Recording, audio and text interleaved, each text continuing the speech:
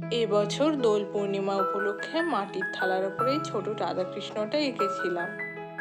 অনেক দিনের ইচ্ছে ছিল মাটির থালার উপরে এরকম ছোট রাধাকৃষ্ণ মূর্তি আঁকার। তবে রাধাকৃষ্ণটা রিয়েলিস্টিক না, একটু কার্টুন ধরনের হবে, যেটা দেখতে খুব কিউট হবে। ফাইনালি 3-4 দিন পর পর স্ট্রাগল করার পর এই রাধাকৃষ্ণ আঁকাটা আমি কমপ্লিট করতে পেরেছিলাম। ভেবেছিলাম এই ভিডিওটা আমি দোল পূর্ণিমার আগে পোস্ট করব, কিন্তু আমি অত্যধিক ল্যাথখোর হওয়ায় এই ভিডিওটা সঠিক সময়ে পোস্ট করা হয়নি। কথা বলতে বলতে দেখো তো আমার রাধাকৃষ্ণ কিন্তু কমপ্লিট। এবার বলো তো এই ছোট্ট রাধাকৃষ্ণটা তোমাদের পছন্দ হয়েছে কিনা? আমার তো ভীষণ পছন্দ হয়েছে। এই ছোট্ট রাধাকৃষ্ণটা পছন্দ হলে অবশ্যই একটা লাইক করে দিও, আর এরকম ভিডিও আরও দেখতে হলে চ্যানেলটাকে সাবস্ক্রাইব করে দিতে ভুলো না কিন্তু। আজকের মতো টাটা, দেখা হচ্ছে পরের ভিডিওতে।